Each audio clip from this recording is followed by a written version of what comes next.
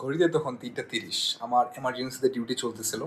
এমন সময় এক রোগীর অ্যাটেন্ডেন্ট ছুটে এসে বলল যে, "স্যার, আমার রোগীটা প্রচণ্ড খারাপ, একটু দেখবেন?" সো আমিও দেরি না করে খুব দ্রুতই রোগীর কাছে ছুটে গেলাম। রোগী ছিল 27 ইয়ার্স ফিমেল এবং রোগীর কন্ডিশন একটু বর্ণনা করি। সো রোগী প্রচণ্ড জোরে, জোরে শ্বাস নিচ্ছিল। রোগীর চোখ-মুখ সব লাল হয়ে আসছিল। রোগীকে জিজ্ঞেস করলে রোগী বলে যে তার বুকে ব্যথা হচ্ছে, বুকে চাপ দিয়ে ধরে আছে। একই সাথে তার হাতগুলো ঝিনঝিন করতেছে। তার হাত-পা লেগে আসতেছে। অর্থাৎ তার হাত-পা এরকম খিঁচ দেওয়ার মতো হচ্ছে। একই সাথে রোগীর যে ভাইটালস ছিল, সেই ভাইটালসটা চেক করার পর দেখলাম যে তার বিপি নরমাল, তার স্যাচুরেশন নরমাল, তার পালস নরমাল। সো সবকিছুই নরমাল ফাইন্ডিংস ছিল। সে রোগী কমপ্লেইন করছে রেসপিরেটরি ডিস্ট্রেসের। তো অবশ্যই আমার জন্য স্যাচুরেশনটা ইম্পর্টেন্ট। সো স্যাচুরেশন যখন দেখলাম যে অক্সিজেন স্যাচুরেশন একেবারেই নরমাল, তখন আমার মাথায় চিন্তা আসলো যে সাইকোলজিক্যাল কোনো কজ আছে কিনা।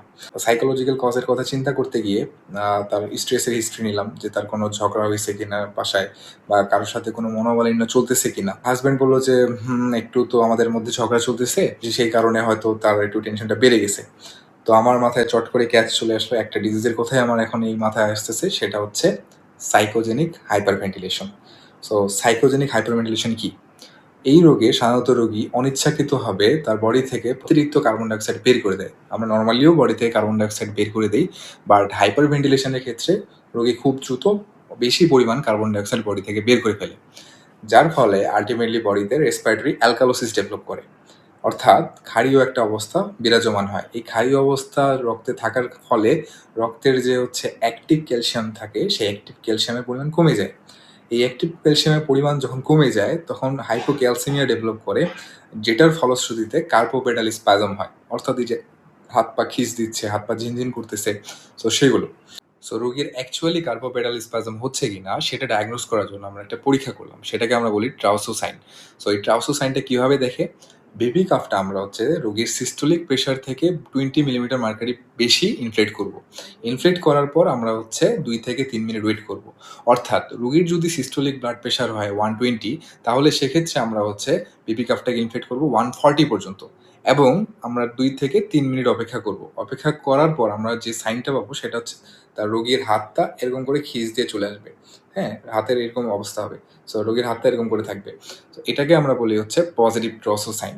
সো এই পজিটিভ ট্রাউসো সাইন পাইলে আমরা অনেকটাই নিশ্চিত হয়ে যাই যে রোগীর হাইপোক্যালসিয়ামিয়া হয়েছে এবং তার কার্পোপেটাল স্পাজম হচ্ছে। সো ওই রোগীর ক্ষেত্রে তাই পাওয়া গেল। আমরা শিওর হয়ে গেলাম যে না, তারা অ্যাকচুয়ালি তার কার্পোপেটাল স্পাজম হচ্ছে। এরপরে রোগীর লোককে ডেকে বুঝালাম যে তার এটা আসলে শারীরিক কোনো সমস্যা নয়, এটা অনেক সময় মানসিক সমস্যার কারণে হয়। রোগী অনেক দ্রুত শ্বাস ছেড়ে দেয় এবং সেই শ্বাস ছাড়ার কারণে এই সমস্যাগুলো দেখা দেয়। সো চিন্তার কিছু নাই। আপনি রোগীকে পলিথিনের ব্যাগ দেন এবং সে রোগীকে সেখানেই শ্বাস নিতে বলবেন। সো পলিথিনের ব্যাগ দেওয়ার ইম্পর্টেন্সটা কি? সো রোগী যে কার্বন ডাইঅক্সাইডটা বের করে দিচ্ছিল সেটা আবার ইনহেল করতেছে। আল্টিমেটলি কার্বন ডাইঅক্সাইডের যে ডেফিসিয়েন্সি ছিল, সেই ডেফিসিয়েন্সি কারেকশন হচ্ছে, আল্টিমেটলি রেসপিরেটরি অ্যালকালোসিস কারেকশন হচ্ছে, এবং ফাইনালি আপনার কার্পোপেটাল স্পাজমও কারেক্ট হয়ে যাচ্ছে, অর্থাৎ হাইপোক্যালসিমিয়াটা আবার কারেক্টেড হয়ে যাচ্ছে। সো রোগীর ওভারঅল কন্ডিশন তারপরে ইমপ্রুভ করলো, এবং একই সাথে আমরা কি করলাম? একই সাথে আমরা রোগীর যে রেস্টলেসনেস ছিল, রোগীর যে স্ট্রেস ছিল, সেই স্ট্রেসের ম্যানেজমেন্ট করলাম। আলটিমেটলি রোগী 2 ঘন্টার মধ্যে সুস্থ হয়ে বলে যে, "স্যার, এখন অনেক ভালো লাগতেছে।" রোগী নিজে উঠে চলে এসেছে এবং রোগী তারপরে বিদায় নেয়। সো যদি কেউ কখনো আপনার সামনে এ ধরনের পরিস্থিতির শিকার হয়, তবে ঘাবড়াবেন না। তাকে আশ্বস্ত করার চেষ্টা করুন যে এটি তেমন মারাত্মক কিছু না, এর জন্য তিনি মারা যাবেন না। 2 নাম্বার তাকে ধীরে, ধীরে নিঃশ্বাসটা নিতে বলবেন নাক দিয়ে, এবং মুখ দিয়ে আস্তে, আস্তে নিঃশ্বাসটা ছাড়তে বলবেন। 3 নাম্বার, যদি তার কার্পোপেটাল স্প্যাজম ডেভেলপ করে, অর্থাৎ হাত পা খিঁচ দিয়ে আসে, সেক্ষেত্রে তাকে একটা পলিথিনের বেগে আস্তে, আস্তে শ্বাসটা ছেড়ে সেটা আবার নিতে বলবেন। খেয়াল রাখবেন এক্ষেত্রে যে তার যাতে অক্সিজেন স্যাচুরেশনটা খুব বেশি কমে না যায়। আর যদি অতিরিক্ত সমস্যা হয় তাহলে অবশ্যই চিকিৎসকের পরামর্শ নিবেন। তো সুস্থ থাকুন, ভালো থাকুন। ধন্যবাদ।